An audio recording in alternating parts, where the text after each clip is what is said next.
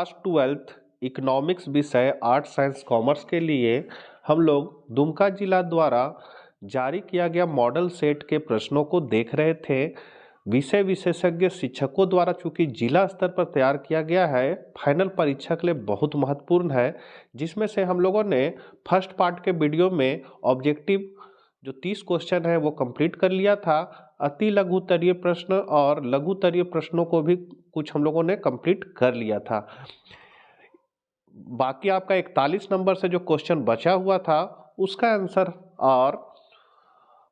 को हम लोग इस वीडियो के माध्यम से देखेंगे। चैनल पर पहली बार है तो जरूर सब्सक्राइब कर ले। तो चलिए हम लोग आज कुछ नया सीखते हैं। 41 नंबर आपका क्वेश्चन है, स्थानापन्न और पूरक वस्तु को परिभाषित कीजिए। तो स्थानापन्न वस्तु क्या होता है बच्चों कि एक के जगह अगर हम दूसरा वस्तु का प्रयोग करने लगे तो वो स्थानापन्न वस्तु कहलाएगा। जैसे चाय अगर महंगा हो गया और कॉफ़ी उससे सस्ता है तो आदमी चाय छोड़ के कॉफ़ी पीने लगेगा, तो ये प्रतिस्थापक वस्तु हो गया। पूरक वस्तु मतलब होता है एक वस्तु के बिना दूसरा वस्तु का काम नहीं चलेगा। जैसे अगर कार खरीद लिए और उसमें पेट्रोल नहीं डालेंगे तो कार नहीं चलेगा। तो कार और पेट्रोल पूरक वस्तु हो गए, दोनों एक दूसरे पर क्या है, निर्भर है। अब पेट्रोल है लेकिन कार नहीं है तो उसका कोई यूज नहीं कर पाएंगे हम, मतलब कार चलाने में। तो इस तरह क्या हुआ, ये पूरक वस्तु हो गया। चाय के साथ दूध, तो ये पूरक वस्तु, तो यही है, दोनों को बताना है क्या है। तो हम लोग यहाँ देख लेते हैं क्या क्या लिखा हुआ है।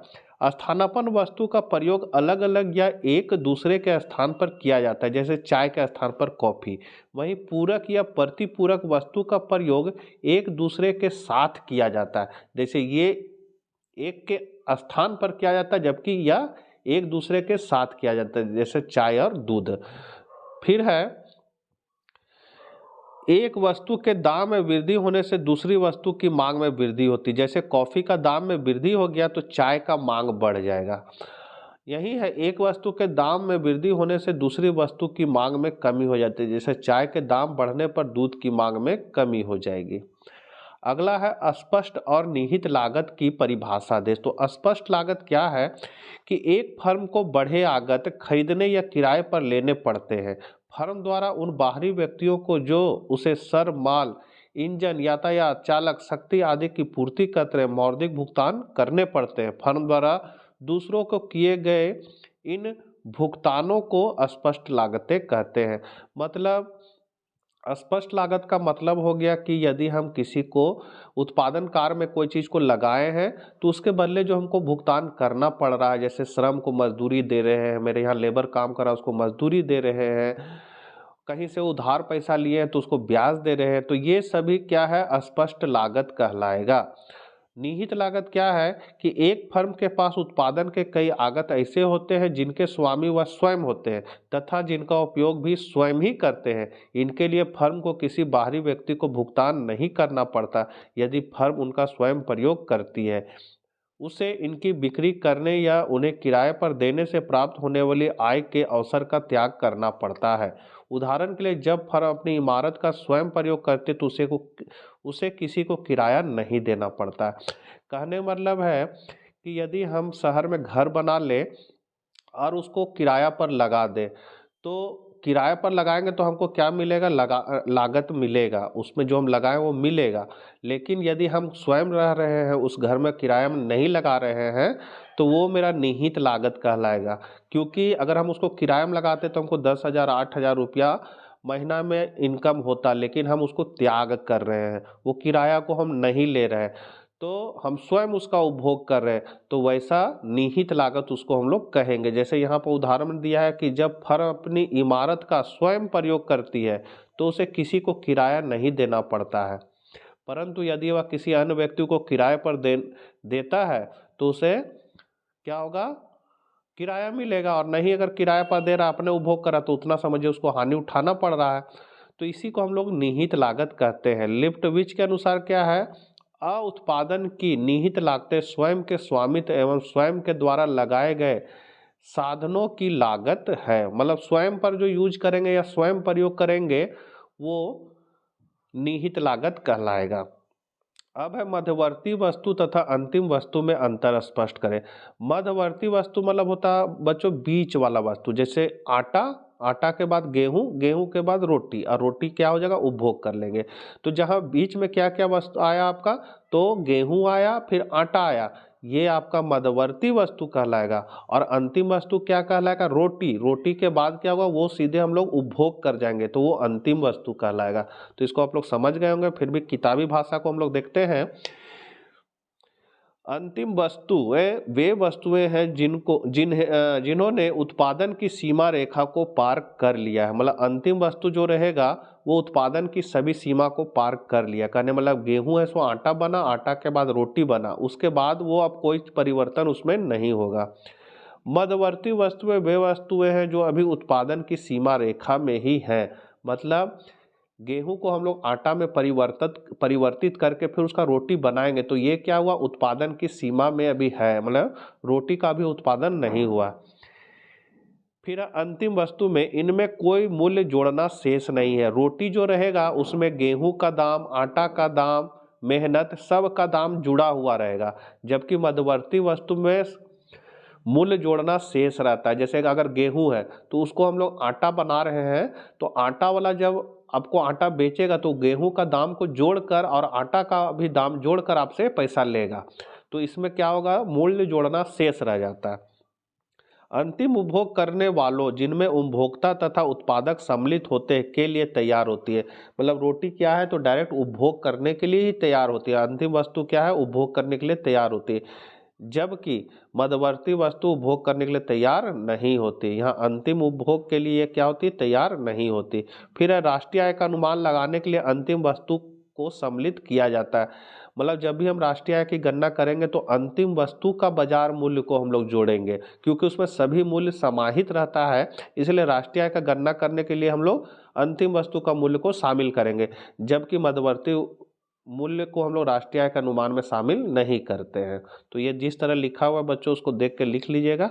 आगे बढ़ते हैं। औसत बचत प्रवृत्ति एवं सीमांत बचत प्रवृत्ति में अंतर स्पष्ट करें। तो औसत बचत प्रवृत्ति एक अर्थव्यवस्था के आय तथा रोजगार के दिए हुए स्तर पर समग्र बचत और समग्र आय का अनुपात है। कहने मतलब है कि आप अगर 10 रुपया कमाएं तो आपका आय कितना हुआ, वाई हो गया 10, और 10 रुपया में आप 7 रुपया का खाएं और 3 रुपया बचाएं। 3 रुपया जो आपका खर्चा बच गया, खर्चा करने के बाद, वो आपका बचत कहलाएगा। तो बचत प्रवृत्ति क्या हुआ, तो आय और बचत के अनुपात को ही हम लोग बचत प्रवृत्ति कहते हैं। तो आय और बचत के अनुपात को हम लोग औसत बचत प्रवृत्ति कहते हैं। उसी तरह यदि आय में परिवर्तन होता है, उसके फलस्वरूप जो बचत में परिवर्तन होता है, उसके अनुपात को हम लोग क्या कहते हैं, सीमांत बचत प्रवृत्ति कहते हैं। तो यहाँ लिखा हुआ है आय में होने वाले परिवर्तन मतलब डेल्टा वाई के कारण बचत में होने वाले परिवर्तन, यहाँ पर डेल्टा एस लिखा जाएगा बच्चों, सी लिखा हुआ है। बचत में होने वाले परिवर्तन के अनुपात को सीमांत बचत प्रवृत्ति कहते हैं। ये सीमांत बचत प्रवृत्ति का फॉर्मूला है। यही दोनों में संबंध है। संबंध क्या है कि इसमें एस बट्टा वाई होता है, जबकि इसमें डेल्टा एस बट्टा डेल्टा वाई होता है। सीमांत बचत मतलब इसमें परिवर्तन की दर को देखा जाता है और इसमें आय और बचत के अनुपात को देखा जाता है। इसमें भी अनुपात को देखा जाता है, लेकिन आय और बचत के परिवर्तन के अनुपात को देखा जाता है। आगे हम लोग बढ़ते हैं। राजकोषीय घाटा, राजस्व घाटा और प्राथमिक घाटा क्या है। तो राजकोषीय घाटा कुल व्यय मतलब राजस्व पूंजीगत को उधार छोड़कर कुल प्राप्तियों पर अधिकता दर्शाता है, जबकि राजस्व घाटा जो है वो सरकार के राजस्व व्यय की राजस्व प्राप्तियों पर अधिकता दर्शाता है। जबकि प्राथमिक घाटा जो है वो राजकोषीय घाटे तथा भुगतान किए जाने वाले ब्याज के अंतर को दर्शाता है। यह सरकार की ऋण आवश्यकताओं का संकेत है। यहाँ पर राजस्व घाटा क्या है, तो यह सरकार द्वारा उधार लेने के कारणों की ओर ध्यान आकर्षित करता है। जबकि प्राथमिक घाटा है, इससे यह जानकारी प्राप्त होती है कि ब्याज के अतिरिक्त खर्च चलाने के लिए सरकार को और अधिक कितने धन की आवश्यकता होगी। राजस्व घाटा का फॉर्मूला हम लोग लगाएंगे तो बराबर कुल व्यय उधार छोड़कर कुल प्राप्ति। राजस्व घाटा हो जाएगा राजस्व घाटा माइनस राजस्व प्राप्ति। फिर यहाँ है प्राथमिक घाटा राजकोषीय घाटा माइनस ब्याज भुगतान।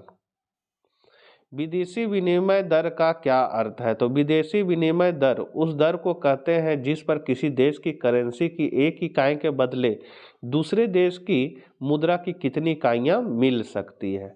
दीर्घ उत्तरीय प्रश्न है बच्चों, मांग की मूल लोच का माप किस प्रकार किया था? ये बहुत हिट क्वेश्चन है, इस बार फाइनल एग्जाम में ये क्वेश्चन आएगा। ठीक है, तो मांग का मूल्य लोच क्या होता है? मूल्य लोच मतलब होता है कि मूल्य में प्रतिशत परिवर्तन के फलस्वरूप मांग मात्रा में जो प्रतिशत परिवर्तन होता है उसी को हम लोग मांग की लोच कहते हैं। इसका फॉर्मूला होता है डेल्टा क्यू बट्टा डेल्टा पी बट्टा पी। तो इसको हम लोग पढ़ेंगे, मूल्य में प्रतिशत परिवर्तन, डेल्टा पी क्या हुआ? मूल्य में परिवर्तन, ये पी मतलब हुआ आरंभिक मूल्य, शुरू का मूल्य, डेल्टा क्यू हो गया मात्रा में परिवर्तन, ये हो गया आरंभिक मात्रा। ये पूरा को हम लोग पढ़ेंगे, मूल्य में प्रतिशत परिवर्तन के फलस्वरूप मांग मात्रा में जो प्रतिशत परिवर्तन होता है उसके अनुपात को हम लोग मांग की लोच कहते हैं। मांग की लोच को मापने के लिए विभिन्न अर्थशास्त्री ने अपना अपना दिमाग लगाया है। तो सबसे पहले हम लोग मार्शल का दिमाग को देख लेते हैं। इन्होंने दिया था कुल व्यय प्रणाली। तो इस विधि का प्रयोग मार्शल ने किया था। इस विधि द्वारा यह पता लगाया जाता है कि मांग की लोच इकाई से ज़्यादा है, इकाई के बराबर है अथवा इकाई से कम है। तो ये इन्होंने कुल व्यय प्रणाली जो है उसका होता है मूल्य गुने मात्रा कर देंगे तो कुल व्यय निकल जाएगा। ठीक है, तो इस आधार पर इन्होंने मांग की लोच की गणना की थी। इस चित्र को हम लोग देख सकते हैं, जैसे मूल्य है ओपी, मात्रा है आपका ओक्यू। अब अगर चित्र के आधार पर कुल व्यय निकालना रहेगा तो अभी फॉर्मूला बताया क्या? तो कुल व्यय का फॉर्मूला होता है मूल्य गुने मात्रा। तो यहाँ पर आपका लिखा हुआ है मूल्य गुने मात्रा। मूल्य कितना है शुरू में? ओ पी, तो मूल्य हो गया ओ पी, मात्रा कितना है? ओ क्यू, तो मात्रा की जगह हम लोग ओ क्यू लिख दिए। तो लंब गुने आधार हमको क्या मिल जाएगा? तो मिल जाएगा ओ पी, मिल जाएगा हमको ओ पी आर क्यू, ये मिल जाएगा ये area O P R Q. तो यही यहाँ लिखा गया। उसके बाद जब मूल्य क्या होता है? नई कीमत। मूल्य क्या हुआ? घट गया मेरा। मूल्य जब घट जाएगा तो ओ पी वन हो गया, तो यहाँ पर नया हो गया मूल्य ओ पी वन। मात्रा कितना हो जाएगा? O Q one. तो मूल्य गुने मात्रा अगर हम लोग करते हैं तो O P one R one Q one हो जाता है। ठीक है, तो इस आधार पर हम लोग निकालेंगे। अब इसको आप लोग याद कर लीजिएगा, अगर इसी आधार पर है कि अगर मांग की लोच इकाई से अधिक आ जाती है और कीमत घट गया है तो कुल व्यय बढ़ता है। ठीक है, और कीमत बढ़ने पर कुल व्यय घटता है। कहने मतलब है जैसे मांग की लोच अगर आप निकाल रहे हैं और आपका आंसर आ गया 1.3, तो इसका मतलब यह क्या है? इकाई से अधिक है। मांग की लोच जो क्या है? एक से क्या है? अधिक है। अगर एक आता है तो इकाई के बराबर हो जाएगा, ये फॉर्मूला। अगर एक से ज़्यादा आता है, जैसे 1.1 भी आ गया तो इसका मतलब इकाई से अधिक हो गया, ये फॉर्मूला। ठीक है, और 0.9 आता है तो इसका मतलब एक से ये कम है, तो ये आपका कौन हो जाएगा? बीच वाला फॉर्मूला, मतलब इकाई से कम है। अब अगर कीमत बढ़ गया, जैसे मान लीजिए शुरू में कीमत है 3 रुपया जिस पर हम 10 kg खरीदते थे, अब कीमत घटकर हो गया 2 रुपया तो हम खरीद रहे 20 kg। तो यही हुआ कीमत घटने पर, यहाँ लिखा हुआ कीमत घटने पर, कीमत घट गया। और यदि अगर 3 से बढ़कर अगर हो जाता 4, तो हम यहाँ 10 kg खरीद रहे थे, अब मान लीजिए 5 ही kg खरीद रहे हैं। तो यहाँ पर ये हो जाएगा ये वाला कीमत बढ़ने पर। तो हमको देखना है कि मांग की मूल्य लोच क्या आ रहा है और फिर क्वेश्चन में गौर करना है कि कीमत घट रहा है कि कीमत बढ़ रहा है। तब यहाँ पर हम लोग ये आंसर को लिखेंगे। यदि मांग की लोच इकाई से अधिक है और कीमत घट रहा है तो हम लोग उस आंसर के नीचे लिखेंगे कुल व्यय बढ़ता है। और मांग की लोच यदि इकाई से अधिक है और कीमत बढ़ गया तो हम लोग लिखेंगे कुल व्यय घटता है। फिर मांग की लोच यदि इकाई से कम हो जाता है और कीमत घट गया तो कुल व्यय भी घट जाएगा, कीमत बढ़ेगा तो कुल व्यय भी बढ़ेगा। और मांग की लोच यदि स्थिर है, मतलब एक आ गया आपका आंसर, तो कुल व्यय स्थिर रहेगी। ये था मार्शल के अनुसार। अब फ्लक्स के अनुसार, फ्लक्स ने प्रतिशत प्रणाली को की व्याख्या की है कि हम लोग प्रतिशत के आधार पर मांग की लोच को माप सकते हैं। और इन्होंने ये फॉर्मूला दिया डेल्टा क्यू बट्टा डेल्टा पी गुने पी बट्टा क्यू। और यहाँ पर आपका माइनस लगा हुआ, इसका मतलब है कि मूल्य और मांग के बीच हमेशा क्या होता है? ऋणात्मक संबंध होता है, इसलिए यहाँ माइनस लगा हुआ। ये आपका फ्लक्स दिए थे, तो इनके अनुसार हम लोग इस फॉर्मूला के आधार पर मांग की लोच को ज्ञात कर सकते हैं। तो यदि आपका भागफल 1 आता है तो मांग किलोच इकाई के बराबर हो जाएगी, 1 से अधिक आता है तो मांग किलोच इकाई से अधिक होगी, और 1 से कम आता है तो मांग किलोच इकाई से कम होगी। आगे बढ़ते हैं बिंदु प्रणाली। तो बिंदु प्रणाली को प्रोफेसर के ई बोल्डिंग ने दिया था। कौन दिया था? के ई बोल्डिंग। जैसे किसी रेखा के बीचों बीच में हम लोग अगर मांग की लोच ज्ञात करना है तो क्या होगा, तो हम लोग इसको इस तरह से याद रखेंगे कि ये जब मान लीजिए रेखा है तो इसका ठीक बीचों बीच, पहला भाग यहाँ से यहाँ बीचों बीच में बांटे, फिर यहाँ से यहाँ का बीचों बीच, फिर यहाँ से यहाँ का बीचों बीच, इसको 5 भाग में बांटेंगे। तो बीचों बीच बीचों बीच में जो रहेगा वो मांग किलोच इकाई के बराबर होगा। जैसे जैसे हम नीचे आएंगे इसका मान घटेगा, तो यहाँ से यहाँ का बीचों बीच में मांग किलोच इकाई से कम हो जाएगा और अक्ष पर मांग की लोच 0 हो जाएगा। उसी तरह यदि हम ऊपर की ओर बढ़ते हैं तो बढ़ रहे हैं तो यहाँ से यहाँ का बीचों बीच में मांग की लोच इकाई से अधिक होगी और बढ़ने की कोई सीमा नहीं है, इसलिए अक्ष पर इन्फिनिटिव हो जाएगी। यहाँ पर कैसे आया उस चीज को निकाला गया, जैसे मांग की लोच इकाई, मांग की इकाई लोच मतलब बीचों बीच में इकाई कैसे आ गया, ठीक है। तो मान लीजिए हम लोग क्या करते हैं, यहाँ से यहाँ अगर 10 है, ठीक है, तो यहाँ से यहाँ आधा 5 होगा और यहाँ से फिर यहाँ 5 होगा, तब ना 10 होगा। तो यदि हम लोग इस बिंदु पर निकालेंगे तो इसका फॉर्मूला क्या है, तो इस फॉर्मूला को देख लीजिए। बिंदु प्रणाली का फॉर्मूला है P बिंदु से नीचे का भाग बट्टा P बिंदु से ऊपर का भाग। अगर यहाँ पर आप P माने हैं तो अगर B बिंदु को लेंगे तो यहाँ लिखा जाएगा B बिंदु से नीचे का भाग बट्टा B बिंदु से ऊपर का भाग। तो यहाँ पर इस फॉर्मूला में हम लोग बैठाएंगे तो यहाँ से यहाँ तक हम लोग का है 10, तो यहाँ से यहाँ 5 और फिर यहाँ से यहाँ 5, ठीक है। तो अब P बिंदु से नीचे का भाग यहाँ बैठा दिए 5, P बिंदु से ऊपर का भाग 5, कट गया, कितना आया 1, इसीलिए यहाँ मांग किलोच इकाई के बराबर है, ठीक है। इसको इस तरह दिखाया गया है, P बिंदु से नीचे का भाग क्या हुआ, Pn हो गया, P बिंदु से ऊपर का भाग Pm हो गया, बराबर 1 आ जाएगा, ठीक है। इसी तरह इकाई से अधिक या लोचदार मांग, अब इसको अगर हम लोग निकालते हैं तो क्या होगा, तो देखिए यहाँ से यहाँ 5, तो यहाँ से यहाँ जो है वो कितना आ जाएगा 7.5, ठीक है। तो कौन बिंदु है, ए बिंदु, ए बिंदु से नीचे का भाग क्या हो जाएगा 7.5। अब यहाँ से यहाँ तक क्या बचा 2.5 ही बचा। अब नीचे ज्यादा संख्या है और ऊपर कम संख्या, तो भागफल क्या हो जाएगा, अधिक आ जाएगा, ठीक है, 1 से अधिक आएगा।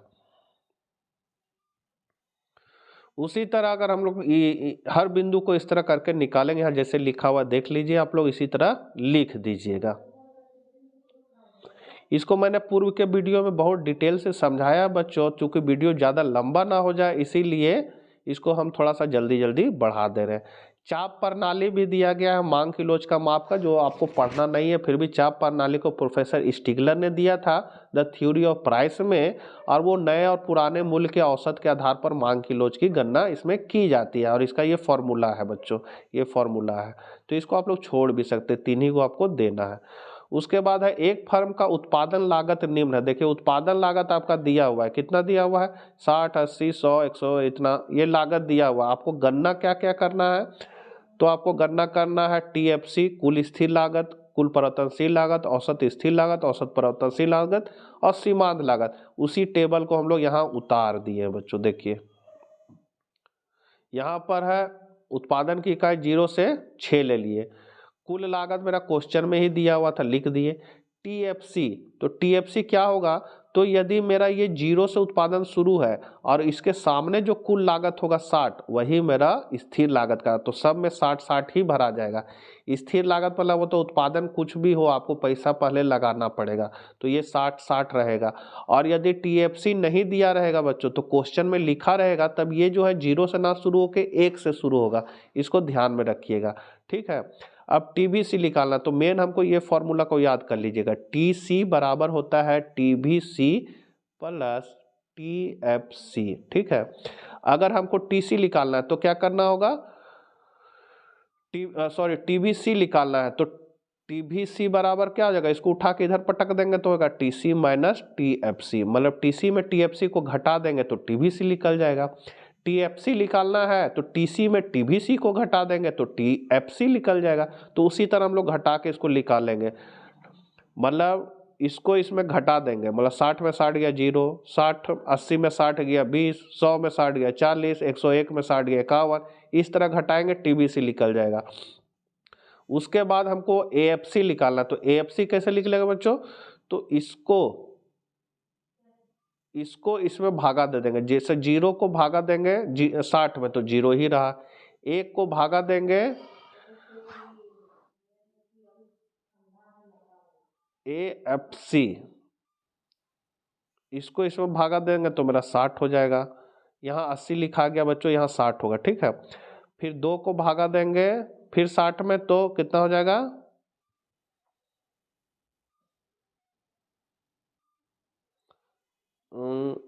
औसत स्थिर लागत। ये जो बच्चों बना हुआ है ये थोड़ा सा गलत हो गया है। इसमें क्या करना है कि उत्पादन की इकाई को इसका टीएफसी में भागा दे देना, ठीक है। तो ये मेरा एएफसी ज्ञात हो जाएगा। कैसे भागा देना है यहाँ देख लीजिए। तो ये है मेरा टीएफसी और इसको एएफसी बना, तो 1 को 60 में भागा देंगे, 2 को 60 में भागा, तो 3 को 60 में, 4 को 60 में, 5 को 60 में और 6 को 60 में, तो मेरा एएफसी ज्ञात हो जाएगा। एबीसी ज्ञात करने के लिए इसको इसमें भागा देंगे तो ये ज्ञात हो जाएगा। एमसी निकालने के लिए क्या करना होगा, तो टीसी को एक एक करके घटाना होगा। जैसे 60 का 60 खाली छोड़ देंगे, 80 में 60 को घटा देंगे, 100 में 80 को घटा देंगे, 111 को 100 में घटा देंगे, 116 को 11 में घटा, इस तरह घटा के हम लोग एमसी को निकाल लेंगे। अगला है एकाधिकार की परिभाषा दिए, इसकी विशेषताओं को बताएं। तो एकाधिकार का मतलब होता है कि बेचने वाला एक, खरीदने वाले अनेक रहेंगे, वो एकाधिकार कहलाता है। इसकी क्या क्या विशेषता, जैसे इसमें लिखा हुआ है बच्चों उसी तरह लिखिएगा, हम ऐसे ही अपने तरफ से बकवास कर रहे हैं, ठीक है। इसका विशेषता क्या है, तो एक विक्रेता तथा अधिक क्रेता, मतलब बेचने वाला क्या रहेगा, एक रहेगा और खरीदने वाले अधिक रहेंगे, इसका पहला विशेषता। दूसरा है नई फर्मों के प्रवेश पर बाधाएं। इसमें जो फर्म जो है वो उद्योग में जल्दी आसानी से प्रवेश नहीं कर सकते, उसमें कुछ बाधाएं रहती है, जैसे पेटेंट अधिकार की बाधाएं। फिर है निकट स्थानापन्न का वस्तु, एक अधिकारी जो वस्तु बेचेगा उसका कोई मिलता जुलता वस्तु बाजार में नहीं बेच सकता है। कीमत नियंत्रण, एक अधिकारी बेचने वाला अकेला है इसलिए उसका कीमत पर नियंत्रण रहेगा, वो जो चाहे वो दाम रख सकता है। फिर है कीमत विभेद की संभावना, वो अपने हिसाब से अलग अलग जगह पर अलग व्यक्ति से अलग अलग दाम ले सकता है, जिसको हम लोग कीमत विभेद कहेंगे। बच्चों इसमें जैसे लिखा हुआ उसी तरह लिखिएगा, खाली हम आपको अपनी तरफ से समझा दे रहे हैं, ठीक है। उसके बाद है उपभोग प्रवृत्ति क्या है या कितने प्रकार कहते हैं। तो उपभोग प्रवृत्ति मतलब होता है आय और उपभोग के संबंध को हम लोग उपभोग प्रवृत्ति कहते हैं। सी हो गया आपका उपभोग, वाई हो गया आय और एफ हो गया फलन, मतलब उपभोग निर्भर करता है आय पर। दो उपभोग और आय के संबंध को ही हम लोग उपभोग फलन या उपभोग प्रवृत्ति कहते हैं। ये 2 तरह का होता है। ऐसे तो ये 4-5 तरह का होता है, लेकिन यहाँ 2 तरह का ही मुख्य है आपका, ठीक है। सबसे पहले औसत उपभोग प्रवृत्ति, तो आय का वह भाग जो उपभोग पर खर्च किया जाता है उसे औसत उपभोग प्रवृत्ति कहते हैं। इसका फॉर्मूला होता है एपीसी बराबर सी बट्टा वाई, मतलब आय और उपभोग के अनुपात को हम लोग औसत उपभोग प्रवृत्ति कहते हैं।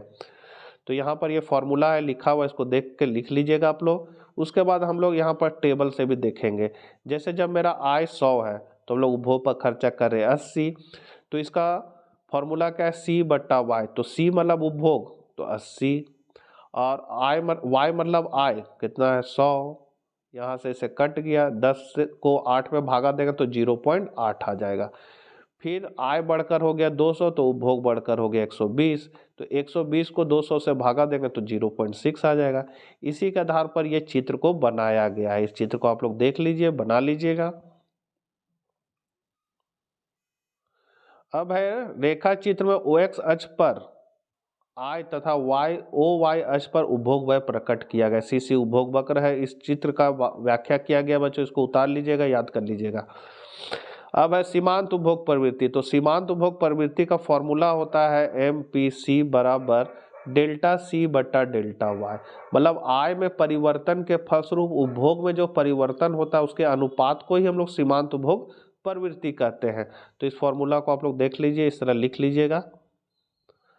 अब हम लोग टेबल पे चलते हैं। तो टेबल में यहाँ देखिए आय है मेरा 20, शुरू खाली, फिर बढ़कर 40, फिर हो गया 60, उपभोग 16, बढ़ा 24, फिर बढ़ा 30। अब हम लोग डेल्टा वाई निकालेंगे, क्या है कि फॉर्मूला में डेल्टा वाई है और ऊपर डेल्टा सी है। तो डेल्टा वाई कैसे लिख लेगा, मतलब डेल्टा मतलब होता है परिवर्तन। तो 40 में 20 को घटा दीजिए तो 20 हो गया डेल्टा वाई। 60 में 40 को घटा दे तो 20 हो गया डेल्टा वाई। डेल्टा सी निकालेंगे, 24 में 16 को घटा देंगे, 30 में 24 को घटा देंगे, उसके बाद इस फॉर्मूला में बैठा देंगे। डेल्टा सी मतलब 8 और डेल्टा वाई मतलब 20, तो 8/20 कर दीजिए, आ जाएगा 0.4। उसी तरह 6/20 कीजिएगा तो 0.3। इस तरह ये टेबल कंप्लीट हो जाएगा। इसी के आधार पर इस चित्र को बनाया गया है, और इस चित्र को जो बनाया गया है उसी के आधार पर यहाँ जो लिखा गया है। ठीक है, अब हम लोग 51 नंबर क्वेश्चन चलते हैं। वस्तु विनिमय प्रणाली की परिभाषा दें, इसकी प्रमुख कठिनाइयाँ बताएं। तो वस्तु विनिमय प्रणाली हम लोग सभी, इसमें जैसे लिखा हुआ बच्चों उसी तरह लिखिएगा। ठीक है, हम कुछ बोले बस समझिए उसको जैसे, लेकिन जैसे लिखा उसी तरह लिखिएगा। वस्तु विनिमय प्रणाली मतलब होता है वस्तु से लेन देन करना। जैसे मेरे पास है आम, आपके पास है कटहल, अब हमको कटहल लेना है और आपको आम लेना, हम आपको आम दे देंगे, आपसे कटहल ले लेंगे। इसको हम लोग कहेंगे वस्तु विनिमय प्रणाली। इसमें क्या क्या कठिनाई आती है, तो सबसे पहले हम लोग कहते हैं दोहरे संयोग का अभाव। जैसे लिखा हुआ ऐसे ही लिखिएगा। ठीक है, दोहरे सब, अब हमको, मेरे पास आम है, हमको कटहल वाला आदमी को ढूंढ, हमको कटहल चाहिए, तो हम बाजार में पूरा ढूंढेंगे कि किसको कटहल है जिसके पास और जो आम लेना चाहता है। तो ऐसा संयोग बड़ी मुश्किल से मिलता था, तो पहला कठिनाई यही है। दूसरा है क्रय शक्ति संचय में कठिनाई। अब जो चीज़ को आप खरीद के रख रहे हैं या मांग के रख रहे हैं, उसको हम लोग जमा करके ज़्यादा दिन तक नहीं रख सकते हैं, उसमें कठिनाई आती थी, उसको रखने का कठिनाई।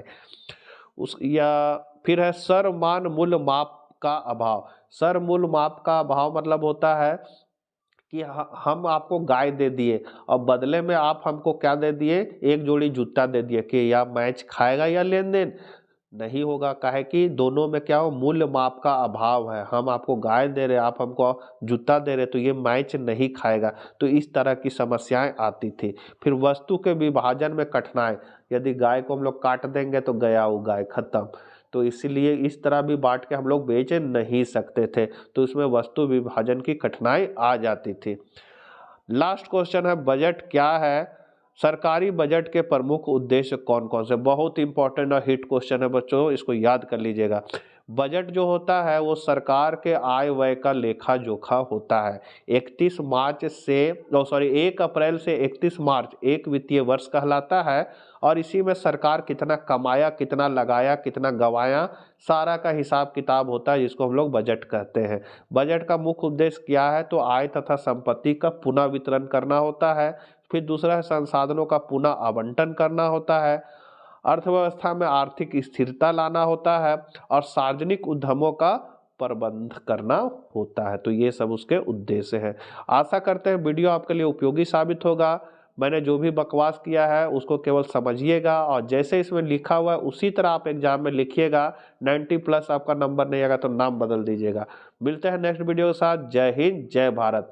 जल्द ही सेट 4 हम कंप्लीट कर रहे हैं। दुमका जिला द्वारा 5 मॉडल सेट निकाला गया है इकोनॉमिक्स का, जिसमें से हम लोगों ने 3 कंप्लीट कर लिया है, 4 और 5 हम लोग अगली वीडियो में देखेंगे। तो मिलते हैं नेक्स्ट वीडियो के साथ। जय हिंद, जय